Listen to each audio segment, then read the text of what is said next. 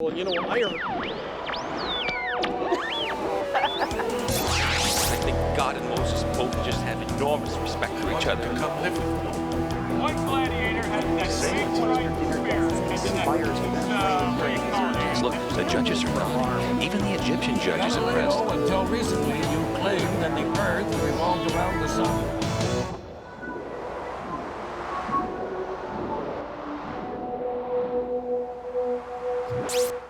Welcome to History Bites. I'm Rick Green. For most people, ancient Japan conjures up images of samurai warriors going at each other with swords. Hey, that's not so far off the mark. The Japanese spent a lot of time perfecting the art of killing each other. I guess living on islands, they didn't get many opportunities to try out their skills on foreigners. Until 4,000 Mongol ships sailed into view.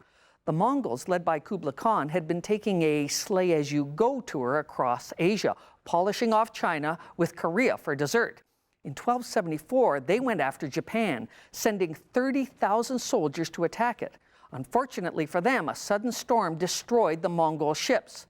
7 years later, Kublai was ready for another try, an all-out invasion by 4,500 ships carrying 140,000 Mongol soldiers. The Japanese prayed, worried, and watched the skies, hoping the weather would save them a second time. So, let's take a look back at the Japanese weather in 1281. Only instead of the sky, let's turn to a more reliable source for up-to-the-minute forecasts: television. You're watching the Japan Weather Network, as interesting as staring at the sky. I'm Mike Kachimi. And I'm Sue Koto, and wow, some great weather stories we're following today, isn't that right, Mike? They sure are, Sue. Or should that be, it sure is? I don't know the answer to that one. But yeah, we've got a huge battlefront over the sea there to the southwest. Big Mongol army out that way. And Navy too, I guess. And Navy too. Right. Wouldn't get far across the sea without a Navy, would they? Oh. And we'll be bringing you up-to-date weather progress of the invaders and the possible destruction of Japan at 8 minutes to the hour. But first, let's check our Weather Channel bean forecast. Oh, I love beans. And speaking of weather, Michael San, I was just wondering, weather, that's a new robe you're wearing. Yes, it is, Sue. Yes, it is indeed. I picked it up on my vacation. Very nice. Thank you. Don't go spilling tea on it, though. I'll tell you, Sue, if it comes to a choice between having my tea and keeping my robe clean, I'll take the tea every time. Oh, I know what you mean, Mike. I can't start my morning without tea. I hear ya. Tea is something, isn't it? Oh, it sure is something, Mike. Oh, tea is something, all right. It's nothing if not something. And as you were saying, Mike, we have some big weather stories in the news today. I'd say the future of the nation hangs in the balance. Sure does, Sue. The possible destruction of Japanese culture as we know it.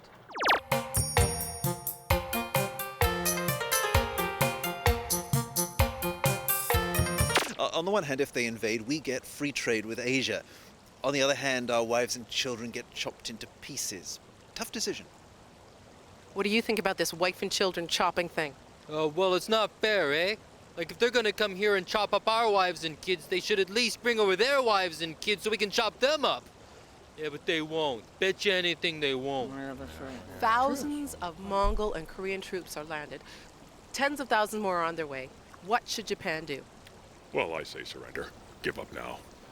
I mean, these Mongols, you don't mess with them. I think the safest scenario is to lay down the weapons, see what happens, hope for the best, settle things peacefully. That's a pretty unusual attitude for a brave and proud Japanese soldier. Yeah, well, actually, I'm a Mongol. I'm one of the invaders.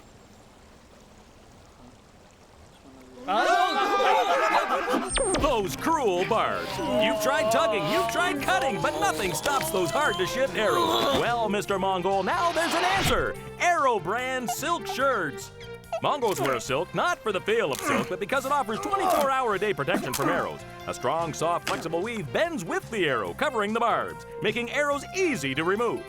Silk shirts work with you, coating the arrow, covering the hooks so arrows don't break through. Arrow brand shirts, stronger than skin, so take your best shot.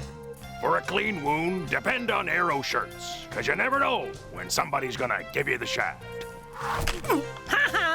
The invading Mongol army had 140,000 soldiers. Although some historians believe this wouldn't have been enough to conquer all of Japan, the Mongols had a long history of defeating much larger armies, using their high-tech weapons and unusual tactics.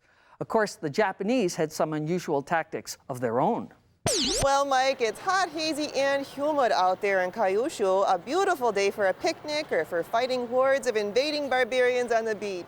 For sure. Now let's go to Marlene Uzuzu and see how that war is coming along. Sue, you called it right. We've got a glorious day here in the Kyushu area. It's hazy and humid.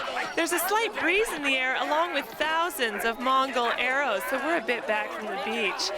We're here with General Otto, who's been down here for some weeks with his army. General, how's it going? Going great, Marlene. Yeah, this is day 53 of the fighting, and Kyushu is just a great place. Boy, another one on the neck there. Yeah. And we've just had just a great warm reception from the local people. And of course, perfect fighting weather. Oh, absolutely. Great weather. We got a nice breeze giving us a break from the humidity we had earlier. Now, you have a fabulous collection of samurai with you. How are they doing with this war? Well, I'm really proud of the boys. You know, I think that they're making a great impression on the Mongols. Well, they've certainly made an impression on me. I've got to tell you, Sue, just a few minutes ago, we saw one brave warrior walk towards an enemy to engage in single combat, only to be surrounded by a mob of Mongols and hacked to pieces, under a partially overcast sky and balmy temperatures. And there goes another one doing the same thing. Yeah! You show him, Shiro! You show him! I'm gonna miss him. Well, there you go, Sue. Brave men, great weather, making one heck of a war. Thanks, Marlene. And we're going now to our shipping report. Tim? Sure thing, Sue. And there we can just see the enemy fleet, 1,000 ships, approaching the coast of Japan. And we have a tropical storm warning in effect, so better put on a raincoat over that armor.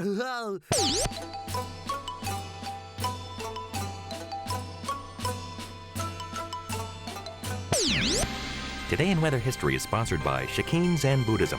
Shakin Zen Buddhism, all the religion in a fraction of the time. 7 years ago, in 1274, Mongols attacked on the shores of Kyushu. After heavy fighting, the Mongols attempted a tactical withdrawal in their ships. A great storm came up, devastating the Mongol fleet. More than 13,000 Mongols died. Their hopes of invasion and their ships were dashed by the weather. And a little piece of weather history there that seems to speak to us again, Sue, with the Mongols. Oh, sure does, Mike. I remember it well. I was working in radio at the time. I still had the weight problem. Now with this Kublai Khan character and his Mongol invaders back, it sure looks like history repeats itself. But not half as much as we do, Sue. That is so true. That is so true. Yeah. You know, ladies and gentlemen, these Mongols, they keep coming back for more. And I don't know, it looks like this time they actually might do it. I mean, they're winning so far. Now, the thing is, these Mongols, they don't fight by the rules like our samurai do. Am I right? The warrior code. They actually, the warrior code. They cheat. It's called the warrior code. So here now, from the Home Office in Kyoto, the top 10 Mongol rules of war. The top 10 Mongols rules of war. Here we go. And number 10, carry enough bags for all the heads you cut off. Number 9, live fast, die young, leave a swath of carnage. A nice day to walk among the cherry blossoms, practice your calligraphy, or if you're a soldier, get out there and fight the invaders. Actually, Sue, these Mongols don't just fight warriors. They kill everyone. That's not honorable. Warriors are supposed to fight warriors.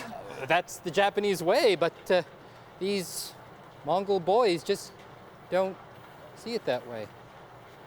So let's take a look at our rice planting forecasts. Oh!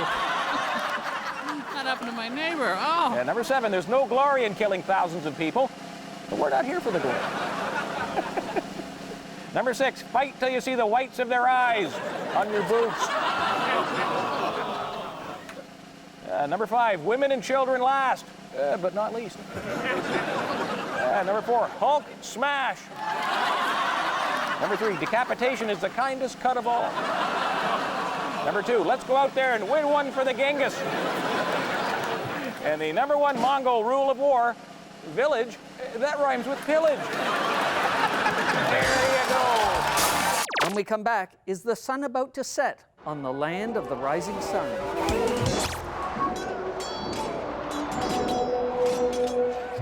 The Japanese situation in 1281 AD as they defended themselves against the Mongol invaders has often been compared to England's battle against the Spanish Armada 300 years later. Japan and Britain were both small island nations. Both were being attacked by a larger and more powerful empire. Both were depending on the right weather, and the Japanese and British had another thing in common. As a monk, I spend hours meditating.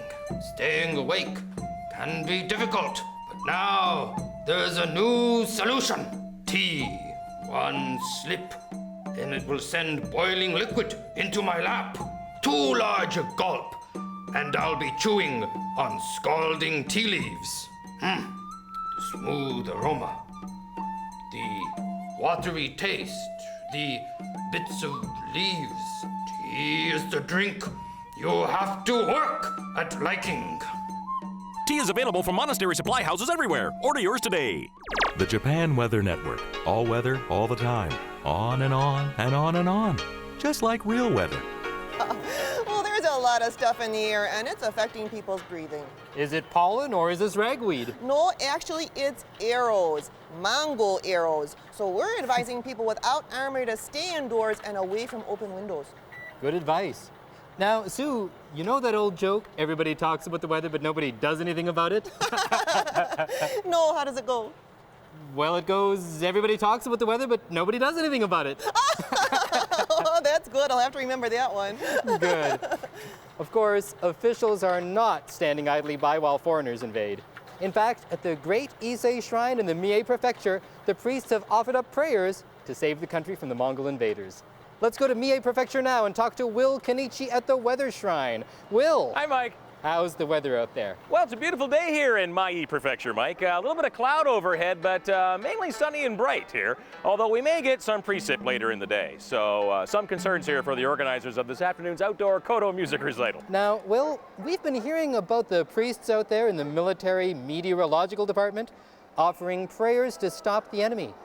What's that all about? Well, Mike, that's pretty much all in the day's work here for the Shinto priests at the Great Ise Shrine. As you know, they're constantly looking out for the weather needs of the people, although it's usually the farmers. Those farmers. And the priests can deliver what the farmers need, whether it's getting a bit more rain or a nice warm spell. Or stopping Mongol invaders from cutting the farmers' heads off? Yeah, very true, Mike. Very true. But you see, what makes this current prayer a wee bit unusual is that this time the priests are asking Amaterasu, the sun goddess, for weather that not even a farmer would ask for. I mean, they want bad weather, typhoons, maybe even a few T-boomers, you know? They want to destroy the Mongol fleet. They want a divine wind, a kamikaze. But of course, the real question here is, will we get rain this afternoon, and will it spoil the Kodo music recital? Why don't we take a look at the kite forecast?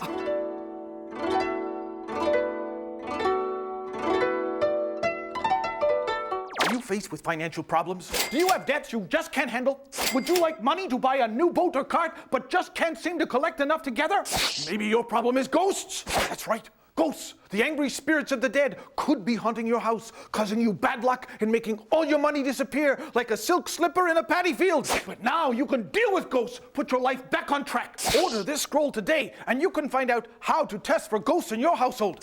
Whether it's a suicide victim turned angry spirit, or a plague victim was changed after death into an invisible monster demon, or an abused wife returned from the grave as a tiger-skinned oni. And if you order now, you also get this second scroll listing more than 200 prayers, offerings, and rituals which you can use to exorcise these ghosts. Pick up that phone, make that call, get rid of ghosts, because personal wealth isn't just a matter of hard work and skill, it's luck. Who is the weakest link? Yoshi. Bang. What collapsed in 1279? My wife's bosoms. The Sung Dynasty. Shiro. What was banned as a spectator sport in 1185 but is still a part of military training? Dirty dancing. Sumo wrestling. Sachi. What manual skill do men find attractive in a woman? Penmanship? Yes. And now a few minutes with Androchi Ronuchi-san. Last week on my birthday, I received some very nice gifts, and one gag gift from my brother-in-law. At least, he thought it was a gag gift. It was a medical manual called the Ashimpo. I'm probably not saying that right. He told me it's Japan's answer to the best-selling book in India, the Kama Sutra. I'm probably not saying that right either. I'd never heard of the Shimpu or the Kama Sutra, so I didn't get the joke until much later. When I opened the book and read the chapter titles, I thought it was a guide for birdwatchers or pet owners. The paired dance of the female phoenixes, the happy butterfly and the cattail, the dog in autumn, the grinning donkey doing push-ups with a snake. Then I looked at the pictures. After about 3 minutes, I finally figured out what I was looking at. I don't remember much after that, but when I came to, I was floating in Kyoto Harbor wearing a woman's kimono that was 6 sizes too small. I'm a samurai. A samurai who doesn't know the difference between a katana sword and a wakizashi sword. I got the names confused. The names aren't the only thing confused around here. You chose Shiro as the weakest link. Why? Well, he missed a couple of questions, brought disgrace and dishonor to the team. Who do you think statistically was the weakest link in the last round? It was me. It was you. It's votes that count. Shiro, you are the weakest link. Bye-bye.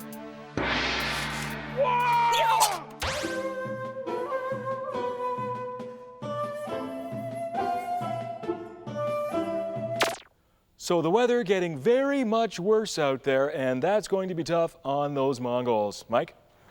Dickie, we've had some calls from residents who are concerned about this battlefront spreading into their region. Is there anything to worry about? I'd say not, Mike. Of course, many people are taking precautionary measures by boarding up their homes and evacuating the coastal areas, but right now, with the weather worsening, this Mongol invasion has been downgraded from a Force 12 massive invasion to a Force 9 severe Mongol attack. But of course, there's still a huge army of volunteers, as well as many regular soldiers standing by, ready to deal with any conflict as it occurs. And I can tell you, though, that the Kodo music recital in the Mai Prefecture has been canceled due to weather and Mongols. When we come back, the invasion takes a new twist thanks to a typhoon.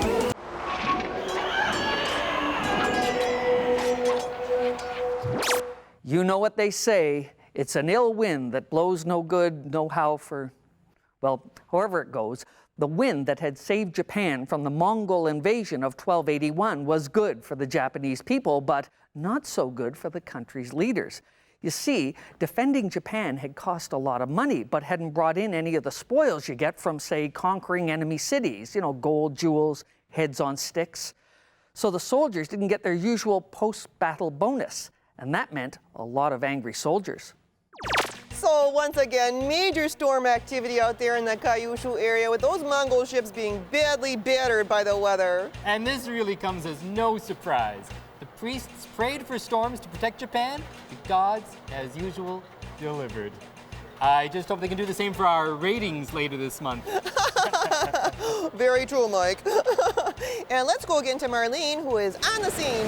Marlene, how does it look out there? Well, Sue, as you can hear outside, there is a terrific storm going on. The heavy rain of Mongol arrows has given way to a heavy rain of heavy rain. I would not want to be out there right now. I can only imagine what's going on those Mongol ships. Strong winds, a lot of precip, and a humidity reading of 100% right now. Well, mainly that's because the fellow who reads the humidity was swept out into the ocean. Of course, it's good news for our side. Now, General, I was wondering if I could get your reaction maybe to the weather. Oh, well, this is the best possible turn of events for us, because we were holding our own fighting the Mongols down on the beaches, but, well, they were running out of arrows, we were running out of samurai, and then they decided to go out to sea to regroup, and that's when the storm hit, and we saw most of their ships were smashed, and it was just carnage, and human tragedy on a vast scale was pretty much what we were hoping for. And I'm guessing with this war as good as over, there's something else you're hoping for. Am I right, General? Well, yeah, Marlene, they say that every cloud has a silver lining in it, but when it comes to warfare, it's usually solid silver, Well, these boys have fought long and hard, huh? Yeah. Although, there have been deaths and there's been injuries, but we are expecting a solid cash payout for the bravery these boys have shown and for the victories they've won in the last few weeks, right? And I think we should have a good, solid cheer for Emperor Minamoto Yoritomo! There you go, Sue. Fantastic. And we may have some news for you in that regard, Marlene. We've just had word from Kamakura, where the Emperor, the Shogun Minamoto Yoritomo, has just said that there will indeed be substantial rewards. For the weather priests who have given us this victory, some big cash payments there. For the imperial family who have led us in this victory, more huge rewards. And for the soldiers, his heartiest congratulations for a job well done. And that's good too. Well, that's great to know, Sue. Thanks. And the lads here, Money for the weather priests and not for us. And the wind speed is at lower. This is it. You listen to me, Minamoto. We are coming for you. You are going down. You are one ex-emperor, my friend. Looks like there's going to be some trouble here, it seems. We're leaving as soon as the weather clears up. Yeah, we go down there. Hey, back to you, Sue. The fighting forces of Japan there, clearly very tired, emotional, but jubilant. Jubilant. After the Mongols retreated, Japan united again to get rid of another common enemy, the emperor. Then, filled with pride at their victory, the Japanese returned to their warrior lifestyle of fighting and killing each other. Still, the Mongol invasion had made a mark on the Japanese. It convinced them that their nation was invincible, that the gods were protecting Japan from its enemies. That belief lasted a long time. So in 1944, when the country was faced with invasion by Allied forces, the Japanese again called on the kamikaze. This new mechanical kamikaze was faster than the wind. Aircraft, suicide squadrons of aircraft. These kamikazes were less successful than the originals. They took a heavy toll of Allied ships, but they couldn't prevent Japan from being defeated, which shows that history doesn't always repeat itself, but it usually bites. I'm here in Nagoya for the unveiling of the new line of maternity robes from Mr. Ito. The Mr. Ito label is exclusive haute couture for nobles, and his new line of white silk maternity wear is so shishi. It's apropos for the birth of a future emperor. Mr. Ito has designed a line of outfits to dress everyone who attends a big birth. There's the mother's delivery dress, gowns for the handmaids, courtiers and ladies-in-waiting, robes for exorcists and diviners, Buddhist bishops and archbishops, and the priest who chant the spells. You'll love what he's done for the archer who stands outside the house to ward off evil spirits. It's just